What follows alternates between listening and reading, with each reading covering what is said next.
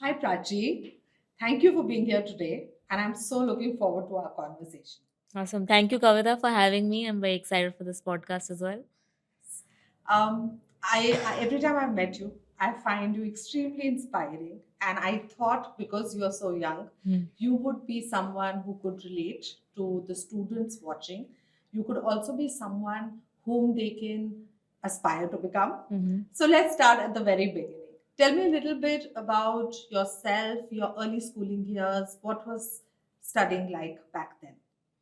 First of all, thanks for calling me young. I think that, now after being in my 30s, I feel if someone calls me young, it makes me feel very good. So thank you for starting the podcast on such a great note. Um, so, actually, very interestingly, I in fact changed about six schools when growing up. Really? So, So I'm going to pause you right there. Today at Head Start Mentorship, we work with a lot of students and parents, yeah. and there is so much of cautiousness in Hmm. parents, how they're handling their students, the situations they're exposing them to. And suddenly we're starting a conversation by you saying you've changed six schools in your academic journey. So I want to talk a bit more about that straight away. How was it? So, I honestly didn't have a choice. So, my father was in a transferable job, and the job was such that as you basically grow through the ranks, they would, shift you to different regions, they would shift you to different cities with different responsibilities.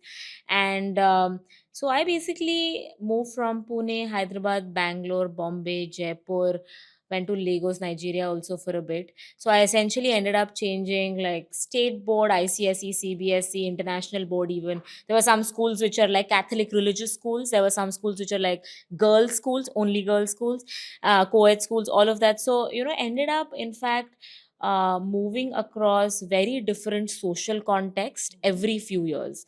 I mean, in fact, there was a time where I actually even changed to school mid-year. So I remember my fourth class was basically in Bangalore, and half of the fourth class was in Jaipur. But I didn't have the choice, and so you decide, you almost you internalize that piece, and then you end up figuring out ways to be able to cope with it. And I've actually met, I mean, I've seen my own now, cousins, while moving, this entire piece of actually shifting children from one school to another, even it might be in the same city, are very, very sensitive about it. Yes. But I in fact felt that it did wonders to me growing up. I think it made me a lot more comfortable with ambiguous situations. Okay. So put in any situation with like a new crowd, and I was always the new girl. I Yeah. was always the short new girl. I was always the first in the line, in prayer, the morning assembly, etc. So in fact, it made me a lot more comfortable with dealing with new situations. Okay. All through this period of adjustment, travel, let's talk about the highs and the lows. Hmm. So, tell me a couple of highs in this journey. Some of it you've already touched upon. You've talked about how it made you stronger, more resilient, and ready to take on whatever situation came your way. What would you say would be some of the lows that you tackled as a student with all this moving around? Yeah. Actually, interestingly, it goes back a little bit to how I decided to cope with it, right? The good part of it was that you really learn how to manage yourself, but the other side to it is that the way you learn to cope with it might not always be the right thing for you in the long term, right? So, when I was growing up to be comfortable with that situation, I soon realized that if I can be the teacher's pet, uh, it'll make me comfortable in that new situation.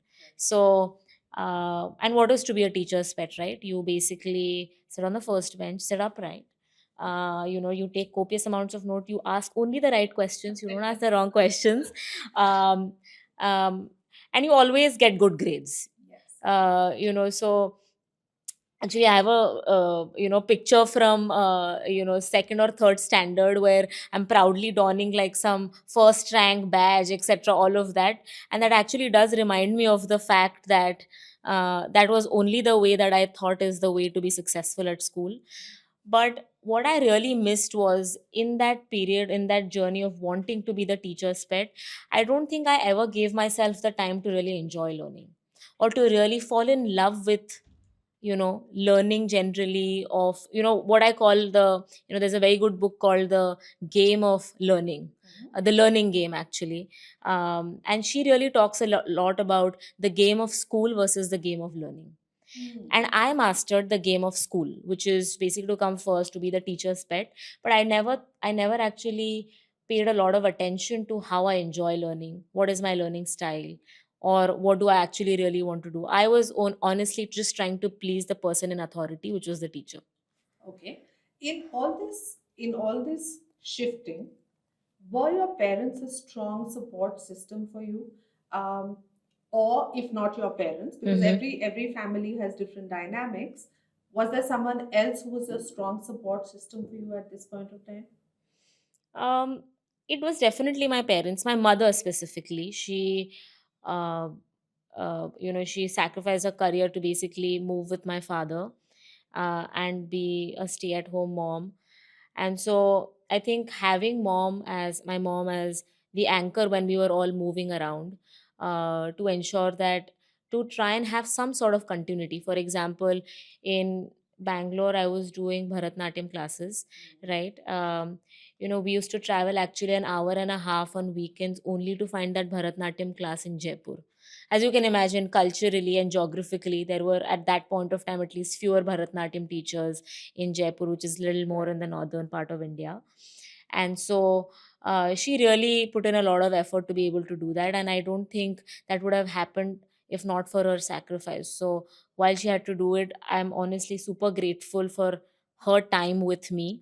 So that was really some form of continuation. The other piece was also that, uh, the company at which my father worked, uh, was such that it was a very strong community.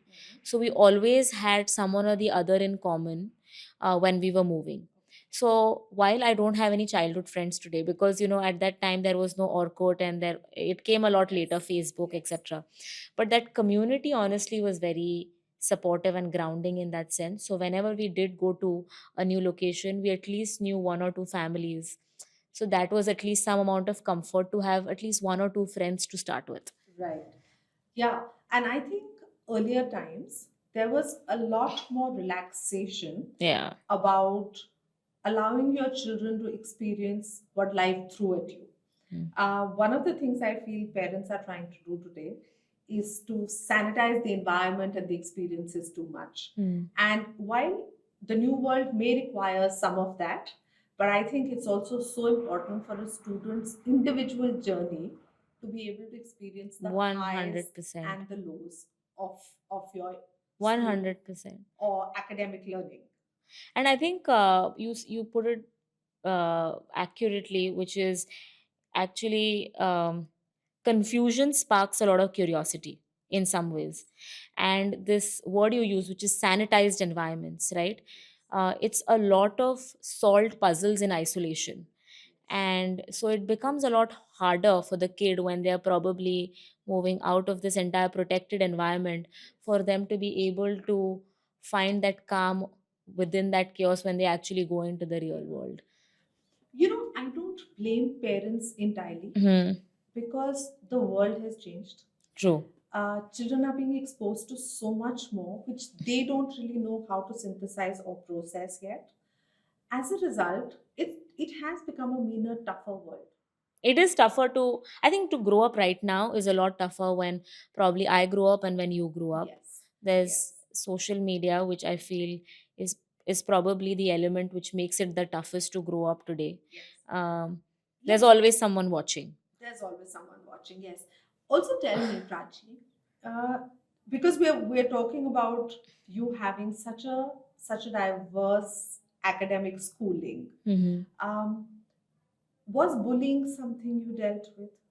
And was it something, or because you were so self-assured because of these standards you had set for yourself about coming first, being the teacher's pet, did you instantly become in awe of the new cohort you would join? Yeah, I mean, honestly, that used to be a very active thought always, because I would always be scared to go into a new class, right? Because it's a new environment. There are set groups, Yes. so to say. It's harder to find those friends. You're probably sitting alone by yourself on a bench sometimes. You're probably eating your lunch by yourself for the first couple of weeks.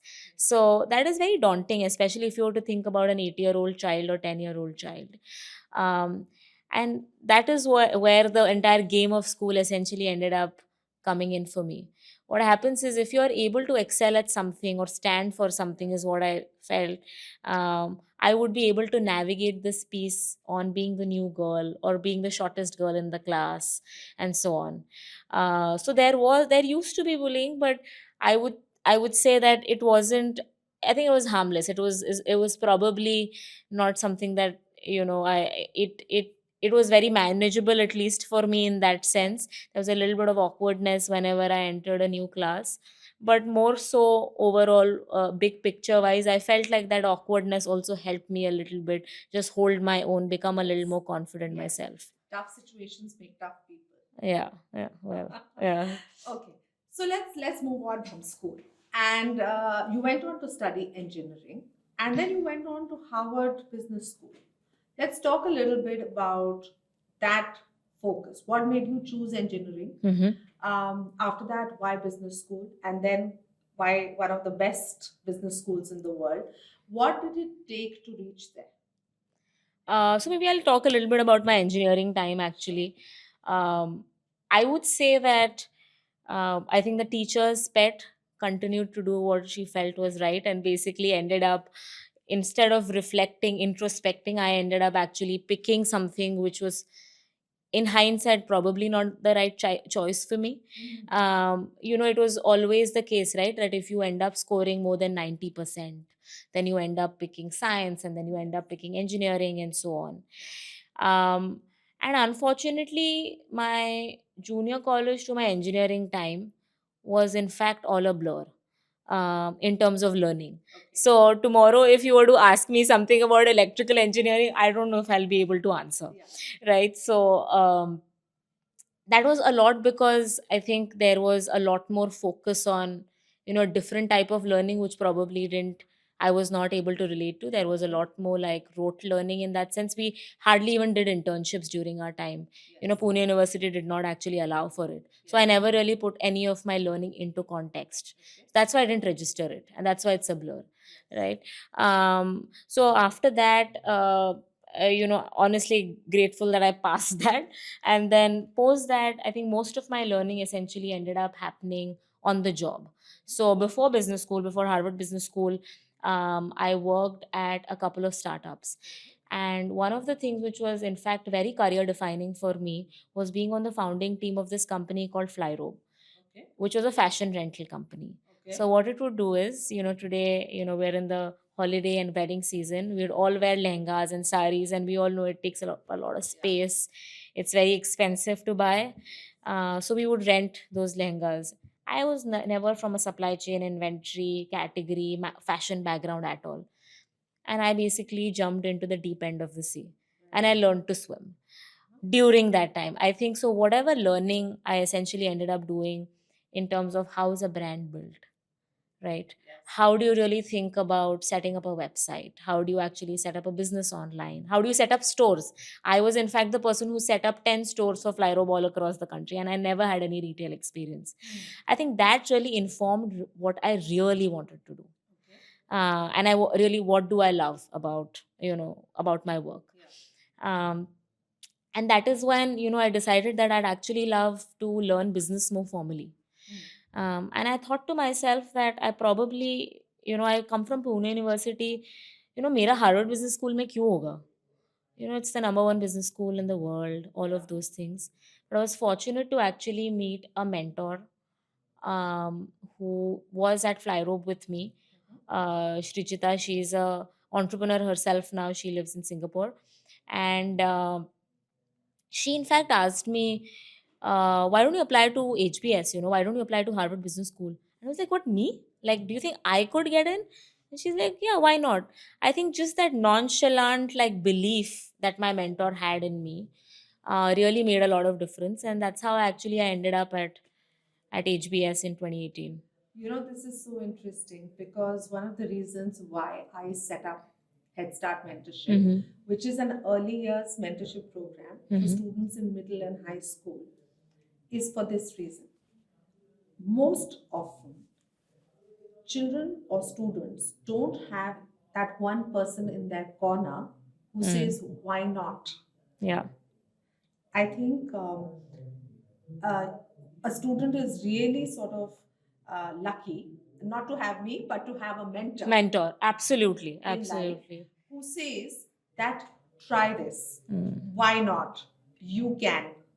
And in fact, I believe in this so strongly that one speech that Barack Obama gave in Mm-hmm. his winning acceptance, where he said, yes, we can.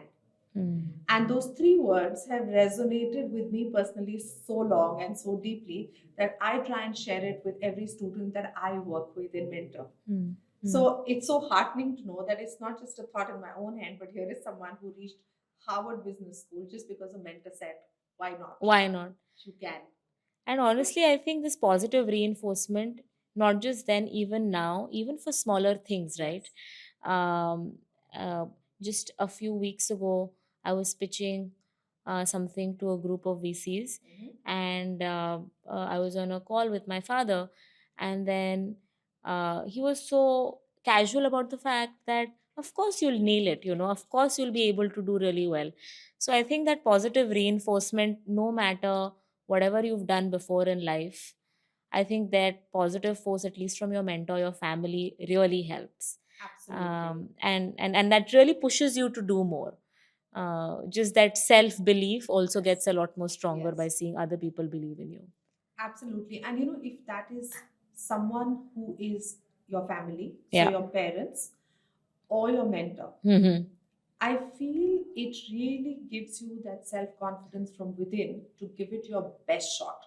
Now, I'm not saying that best shot will always lead to number one, Correct. that best shot will always ensure success, but at least you walk away from there knowing That you you gave it all. gave it all, Yeah. you know? And I think that confidence, like I believe I can fly. Mm. Forget aerodynamics, forget fitness, forget anything. But I believe I can fly because all through my life, I've had someone in my corner Hmm. always saying, try. Mm. And if you don't fly that high, you've at least clapped your wings. It's all right. And you would have tried, and that is good. Yeah. Yeah. So I think one of the biggest takeaways from this conversation is that parents, teachers, believe in your students, believe in their dreams, and just say, why not? Yes, you can. Yeah. Yes, we can. Yeah, great. Okay, moving on from there. So tell me, you've already touched upon this idea that early years and engineering was a bit of a blur because it did not have hands on experience Mm-hmm. versus the academic learning. Today, do you believe that there needs to be a good mix of the two to succeed? I think 100%, and especially timing is a big part of all of this. I think cycles are generally just shorter. What we talk about, the generation gap is actually narrowing.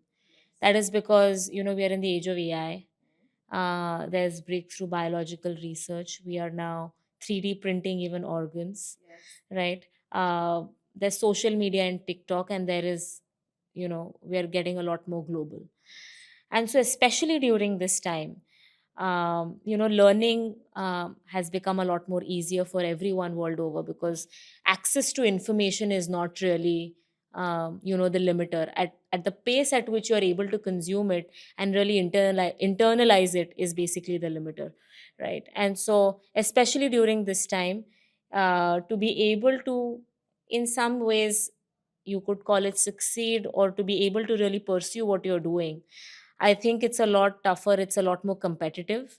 And for that reason, if you're able to learn better, which is by learning by doing, right, is the only way I do think is the way to grow up today. For all our, in fact, all our students who are probably in school today, right, which is Gen Z or Gen Alpha? Alpha. Gen Alpha, probably.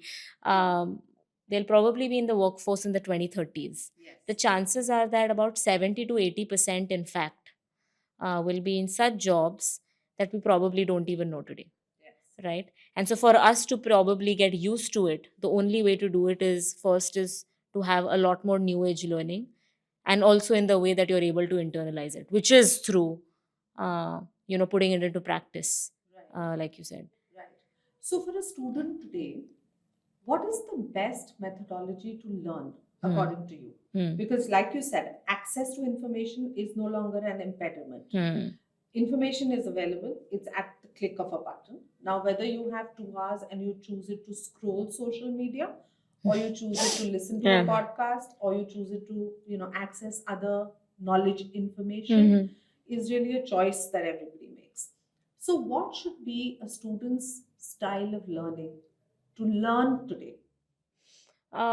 So I'll maybe speak a little bit from my own experience, right? I think for me, most of my learning actually happened during my first startup, which was Flyrobe. And my second phase of learning was in my second year of business school. Okay. My second year of business school, I in fact did not end up taking any courses. So I took Okay. zero courses, Okay. right? I in fact decided to only build businesses during that time. So I built a silk scarf business where I was drop shipping scarves from China, and selling it in Cambridge, Boston area. I ended up consulting with a cafe in Peru. So I basically learned a lot about sales. I learned a lot about F&B and hospitality industry, Right. and that is when I felt, look, like learning could also actually be fun, because whatever I was learning, I was putting into practice. So I do think that at this point of time, like I think middle school to high school years, if I were to now distill it down to what really happens, if I were to use those learning in that, either through parents, educators, teachers in schools, whatever learning we're able to then pack whatever the kid has learned in that particular week or month into probably something more hands-on and real world is probably the best way to learn, right? Now, that could be more formal projects during your school time, or that could be something that you might actually pursue during the weekends, as a parent and a child. And, the family will probably have to be a little more, sort of proactive in that Yes. sense. Yes. But that was the kind of, learning that really helped me. I do remember every little model that I have made, Excel model that I've made during my 2 years of business school, and this was 6 years ago, right? And that was because I actually built that model for a lot of startups. So I actually put that into practice. Correct. But do I really remember what I actually did in the third year of engineering? What I was learning, doing something on a PCB board? I don't, because I never ended up putting it into practice. Correct. Correct. I believe even though you might not remember the PCB board, but I think in some way your education has formed the synthesis of your mind to assimilate knowledge. Mhm. And I feel in that way, formal education, that's the role it plays. But yes, it's so important to have hands on real world experience because theory and practical are very widely divorced now. Mhm. So, on that note, I know for a fact that you're working on something very exciting. So, talk to us and, in fact, use this platform to tell us Yeah, no, about absolutely. this new school that you are going to start and you're going to found. So it is called the Anandi School. Uh, and the meaning of Anandi in Sanskrit is contentment and joy. It's bliss, Okay. right? I think growing up, a lot of learning for me became bliss a lot later, and I'm hoping that we're able to find that bliss and joy in learning and the pursuit of excellence for children a lot earlier. And if you were to think of it, what you're doing here today, what you're doing with Head Start, um, what I'm doing with the Anandi school, or what anyone, what he's doing, probably, recording this is probably we are all on the path of finding joy in some sense. And so if you are able to help our children find the joy in life and get them on that path, so our job as teachers, parents, families, education institutes is job well done. So that is the more philosophical, my own motivation to be able to do it. And the Anandi school is hinged basically on two things. One is connecting the classroom to the world, and we talked a lot about the world today, and why so it's very important. And number two is basically focusing on maximizing each child's potential. Now that could be figuring out what talent every child has, and then over a period of time figuring out those outcomes, which is being able to get them to the right college, which truly does justice to their potential. Yes. Uh, at so I've also founded this company called Journeys Beyond Classrooms, which is a startup which believes that the journey starts within the classroom, but it definitely goes beyond. And in this whole thing that I'm hearing, I resonate so much with what you're saying. Um, you touched upon the right fit college, um, and you touched upon the fact that give them joy. And I think today the pursuit of success leads to joy. And like you said, it's so important to bring children out of the boxes. You know, one favorite thing I used to always tell my own daughter is, you want to become a dancer? That's fine by me. You want to become a physicist? That's fine by me. You want to be a makeup artist? That's fine by me. But just then make sure you put in the hard work to be the best in the field that you are. And I don't mean best by number one, because I don't believe in the numbers game, but best to your own capability. Right? Pursuit of excellence in a way. Absolutely. Absolutely. And there is this whole thing that I think we should touch upon a little bit. Today, I feel students' education has become a part of the cocktail circuit chatter. Very few parents are actually thinking about, is this course correct for my student? Is this college correct for my student? Is this location correct for my student? Is this cultural setting correct for my student? It's all about, where is your child going to college, or the aspiration of the parent themselves. Yeah. So let's tell me something from your own example. And now you're going to set up a new institution which will have its own cycle of building up its brand name and reputation, etc. When you are a student, should you go behind the brand or should you go behind the course? What would be your recommendation? That's a tough one. That's a very tough one. Um, if basically at gunpoint, if one had to choose, I would say choosing the course is probably more important than the brand. Um, I ended up going to a decent, good college, I would say, but I chose the wrong course, right? And while we had some really good teachers, there were a lot of PhDs, folks who were like really well researched and the right ones to be able to teach me electrical engineering. I did not learn it because it wasn't the right course for me. But as against, when I actually learned business, which I really loved, I ended up learning a lot more. I had a lot more fun. Um, Now, it did happen to also be at a place which is known for its brand, right? But I would still peg probably the course a lot above what the brand is. Because if you end up loving what you're learning, you actually you pursue excellence, like you said, right? And in your journey of that pursuit of excellence, then you also end up finding the right people who'd be the right mentors, probably the number one, number twos, or whatever, who even knows what is number one, but in that field. And so I think that is probably a lot important. I think there used to be a time where a lot of folks would probably pick uh, whatever courses at certain brands. Uh, but I don't know if the relevance of brands is as much as it was a few years ago.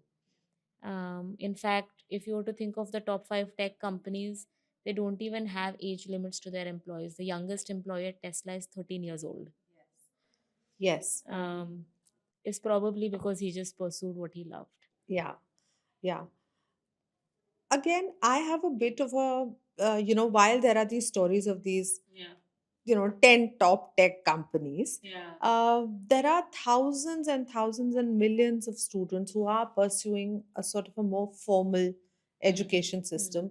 And I feel that that in the long stead might be better for a large part of the 100%. population. Absolutely. So I think one of the things that we need to be worried about is how social media makes success seem great to have, minus the hard work. So let me ask you this question, and I love asking everyone that I Yeah. interview this question. Um, how many hours a day do you work? Um, this has actually changed a lot over the last 10 years, I would say. Um, so, just my last job was venture capital. And you essentially end up working whenever the founder is working, right? So, this could also mean on a Sunday when we are evaluating companies, when we are meeting these founders. And it could also mean that on a Tuesday, we're probably not meeting anybody, right? So it essentially means being at the job whenever it needs 24 by 7. So tomorrow, if my founder calls me at 12 midnight, I will take his or her call, right? Uh, but as against, it was very different 5, 7 years ago, which was, it still meant longer hours and sometimes working on weekends. Um, but the nature of the job was very different. When I was setting up stores, I would be selling lehengas on Saturdays and Sundays in a store on Santa Cruz in Bombay, right? So very different as compared to what my venture capital job was. But of course, it did also mean being present when it was needed, depending on who you're catering to for that job. Exactly. So there is no shortcut or going away from the hard work. The nature of work may be different, the hours may be different, the kind of work may be different, but there's no instant, no hard work success.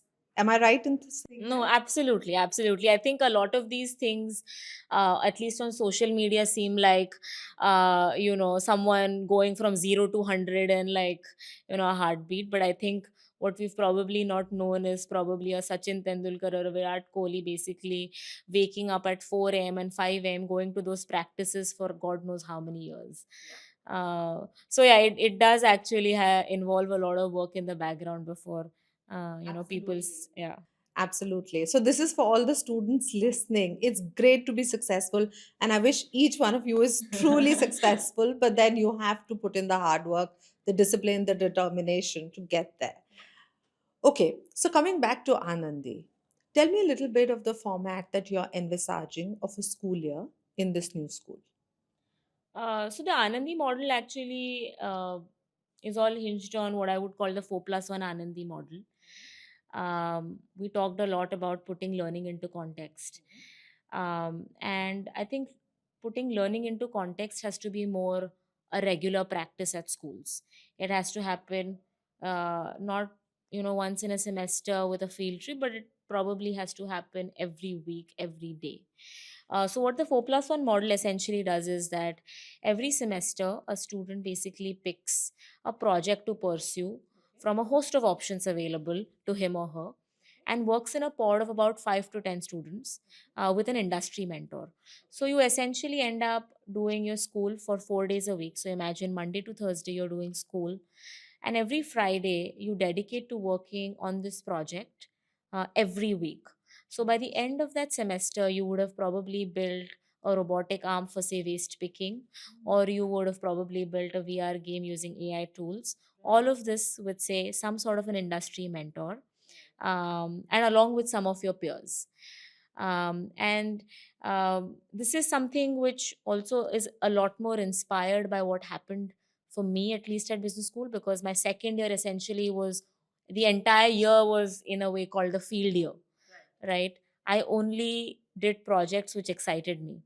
But of course, at formative years, formal education and just getting your basics and your foundation right is also very important. Correct. So we've sort of tried to mix the best of both worlds and tried to balance both formal education and rigor, along with exposing our children to new age curriculum and industry mentors. It sounds so exciting. It's like a dream come true for this generation of parents and students who are wanting to do something extra and who are looking for opportunities where they can do it.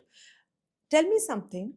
Is it a conscious decision to marry industry mentors into the school system very young so that the sense of professionalism, the sense of achievement, the sense of taking that step beyond just marks starts to get inculcated very early in their lives? I think part of that is very true, which is basically ensuring that you're able to expose, children to what the professional world looks like, etc. All of that for sure. But I think the more primary motivation was to help every child really understand what they love, right? So imagine if a child has gone through a few years of building projects every semester. Every year they've built probably 2 to 3 projects, and that has happened to you over a span of 7 8 years. When this child is in his or her 11th grade or 12th grade, and when they're there, like, to apply to colleges or to pick the right course for them, they would have had enough exposure over the last 7 8 years through projects to really understand, hey, do I really want to learn engineering, right? Because I've actually spoken to folks who do that for a living. I've also built projects. Or do I really want to be an entrepreneur selling jewelry, Correct. right? Correct. And so for that, I'll obviously learn a different host of things. And of course, as we age, a lot of these things, change a lot more. What I wanted to be at 18 is very different as compared to what I want to do today. But had I had those informed choices or exposure before that, maybe picking the right course for the life to follow becomes a lot more relevant. That is number one. Second is, when you actually do some of these projects, it also helps you build your profile a lot better for college, right? Absolutely. You would have done a lot of relevant projects, not in a hurry to build your profile, but you would have done a lot of relevant projects with relevant mentors from the industry. Correct. And at your own pace. Yes. Which is a lot more natural, right? Instead of like Absolutely. doing it in the Absolutely. So, a lot of people ask me, Head Start mentorship starts at grade 7. Why does a child need to start thinking about all this at grade 7? Because a child needs time to explore all their interests. 100, exactly, And a exactly. child needs opportunity to dabble in different things. A child And at their own needs- pace, Exactly. right? And that cannot happen when you're in 10th standard trying to, scoot your way into, okay, what does an MIT want and what does a Stanford want, and basically build a profile according And to that. honestly, the tailored profiles can be seen right through. Yeah. And that is a fact now, Yeah. which is why a lot of parents and students today say we have the perfect profile, but we're not getting into the colleges that we The dream assumed colleges. were a shoe in for us. Yeah. And I think the reason is the authenticity factor is missing. And what is so important is to have authentic endeavors in your whole exploration, which comes through. Mhm. And you need time to do that. And that's why we have programs and schools like this that are now talking about all of this. Yeah, and doing it at a slightly more younger age. Absolutely. Absolutely. So, you know, a student will often come and say, I like design, Mhm. but I don't know anything beyond fashion. Mhm. And my answer to that is come, do a design exploration series where dabble with a little bit of architecture, dabble with product design, dabble with art, dabble with fashion, dabble with communication, graphic design, and then come back and say, do you still like design? Or do you not like it at all and sort of want to walk away with it? Or within that design, what is it that you would like to pick up? So I think I think what you basically said on, at least there is some intent to the kid wanting to actually explore design. And in fact, there is a lot of research to say that when kids are given autonomy to choose what they want to do, now that could be a sport, that could be what they want to eat for dinner, or that could be the course that they want to pursue. If given enough autonomy, in fact, learning confidence is a lot better when you're able to choose what you want to do rather than being told or being tailored in some ways to pursue what is considered good. absolutely bang on. Last evening, I had a conversation with an eighth grader, and it was a deep dive conversation where I was asking her that tell me a little bit about your leadership roles. Do you like being a leader? Do you like to lead teams? Do you like to work with people?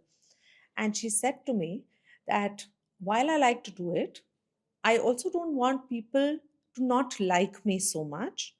So I prefer being a team member rather than a team leader. And Interesting. yeah, And she's in grade 8, so Yeah. 13 years old. And I said to her that you often don't need to be unpopular to be a strong leader, but your leadership doesn't always have to be popular. So I said it to her two times, and she's a very smart, bright student. But just having the space to articulate these thoughts and then have someone give them options to choose from, that whole idea of autonomous learning and autonomy in their cycles of picking what they like, how they want to become as people, I think that is so important. Okay, so moving on from students and parents and learning and school, let's look at you. You're a young, successful woman of today's times in India. Um, is it is there any time in your journey as a student or in all these opportunities that you've successfully worked on and now you're starting a new venture, anywhere that you have felt any kind of setback, personal, professional, societal, because you're a woman in India? Or do you consider yourself equal to any other person of any sex anywhere in the world? I think just growing up, um, we I think earlier, I don't know if this was recorded, maybe it was, I don't know. One of our conversation, how what we talked about, just positive reinforcement, the I can mindset, and so on, right? I think just growing up, I heard a lot of just positive chatter, about myself, which really, I think, just has played a big role in how I feel about myself today, how I feel about ambition, and taking on new challenges. Has informed a lot of how I feel at workplaces or in places which are probably have very skewed gender ratios in some sense. So there have been moments where I felt a little different or uncomfortable in some situations because there are probably more men. Uh, but after having spent a lot of years in some of these environments, it has gotten me comfortable as well. But never, I think, fortunately, just given that, um, uh, the way I was brought up, I think I never ended up doubting in a way whether am I good enough versus another person or not. I think the competition or the comparison was always internal, which is, hey, like 3 years ago I was this, and now I am this, and so on. How am I doing versus what I was a few years ago? So in fact, the if you were to think about just startups, right? So, or even venture capital, about 90% of decision makers at any venture capital firm across the world are men. And we might have uh, some, I think, firms who are probably being an exception to it, of course. We have a lot more, like at the firm that I was, which is Peak 15 Partners, we had a lot more women on decision making roles, but that is not always sort of the case. But what has helped in such situation is to have a very strong voice of reason in the building. And Rajan, who was earlier the CEO, the head of Google in Asia. And I worked with him very closely, even at Peak 15 Partners. Um, and I think he's been someone who's also ensured that we always have enough diversity in opinion and gender on our teams. And I think it is a lot of proactive effort in that sense. So growing up, I think it was my parents. Then I ended up working at some workplaces which were very balanced in terms of gender. And then in the VC world, I had mentors like Rajan, who basically always strived for the fact that we have a lot of diversity in our team. And I think it needs a lot of effort to be able to do that.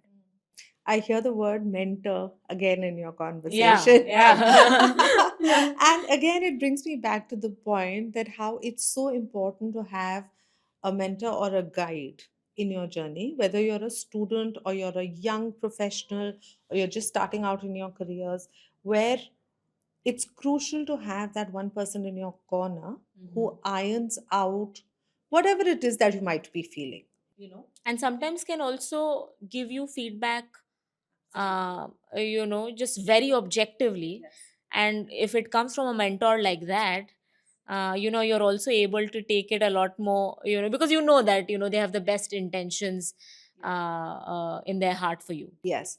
Um, as an aside, I don't know how many parents will like me saying this, but Yeah. I often get messages and calls saying XYZ is doing this. I'm constantly trying to tell them not to do this, Mm-hmm. but could you please address it in your meeting with them? Mm. And it could be the fact that, because like you said, there is this trust that is built between a mentor and a mentee. They know you're in It's their a corner. non-judgment zone. It's a completely safe non-judgment zone, and you're not the parent. See, the parent is always telling you, do this, do this, do this, do this, get up on time, Yeah, brush you your also time. tend to like turn a deaf so ear so to, it becomes yeah, noise after some time. yeah, But if this is a conversation where you're treating the student as an equal at yeah. some level, but they know that you have years of experience and you're coming from a space where they've had occasion to believe what you're saying is right, then the mentor is able to affect the behavior or pattern or whatever it is. And I think it is just human also in some ways, because what happens is, even with family, just generally, not just parents, even at this age, you end up also taking feedback from your family sometimes a little lightly versus what maybe a Rajan would tell me, right? Like, so I think it's natural for that to happen. And also, at this point, I'd like to share something that mentors don't necessarily have to be older or higher in authority or or anything. You can choose your mentors at different stages in your life for different things. So this podcast is actually someone whom I consider, who's much younger than I am, but whom I consider my mentor for giving me the courage to start this podcast series. And I really, yeah, so I really want to say that the need for mentors just continues in your life for various things. But it needs a lot of seeking as well. I think there's a lot of relationship building which is also required some effort to be able to find those. And in fact, that is one thing I've actually learned a lot from Rajan, which is that, and also some of my professors at business school, that you should always have, there was a certain framework. You should have some two, sort of mentors at workplace, three outside, etc. I don't remember exactly what it was, but I think it needs a lot of relationship building and effort from your end also to get someone else roped into, into your success and your journey.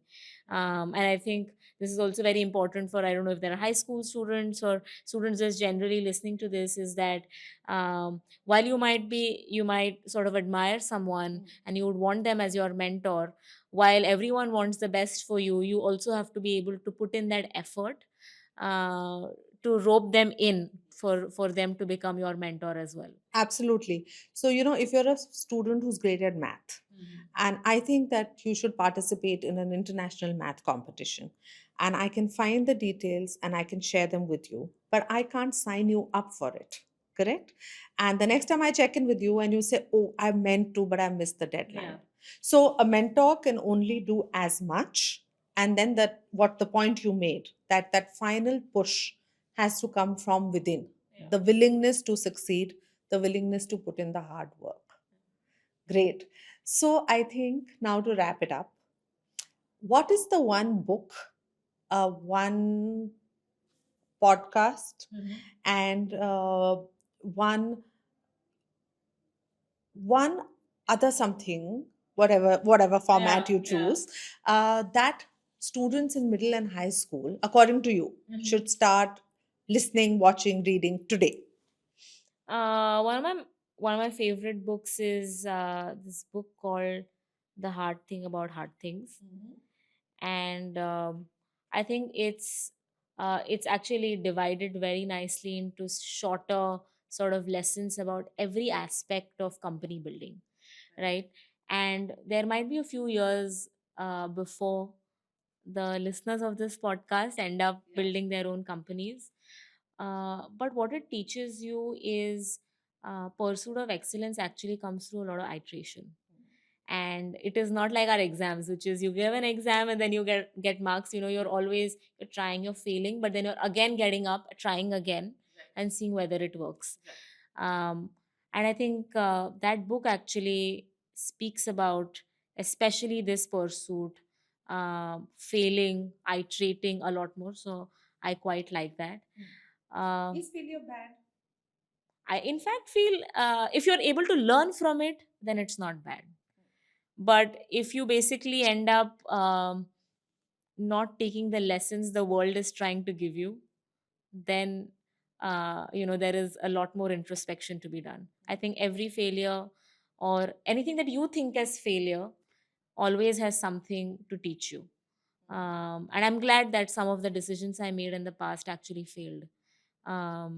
And I'm glad for those experiences. And some experience, I know we're drifting apart from your parent question, but some experiences where I felt like, I don't know what's going to happen to me anymore.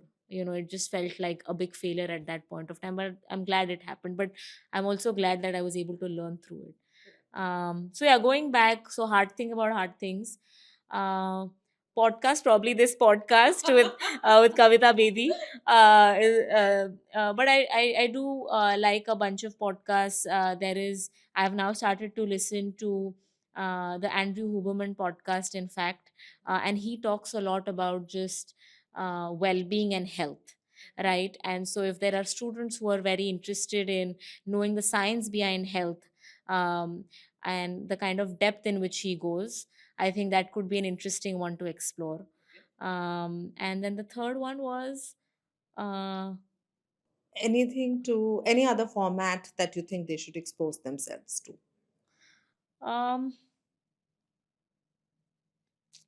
I think audio. I think so. Podcast we've talked about, and then there's a book. But yeah, I guess that's about it. That comes to my mind. Maybe I'll tell you a little more recommendations later. Nothing comes to mind right now. Right. So, eagerly awaiting the birth of Anandi, wishing you all the very best for that journey and hoping it really brings joy and complete bliss to the students who do take part in that school. Thank you so much. Thank you. Thank you for being here. Thank you so much. Thank you for having me.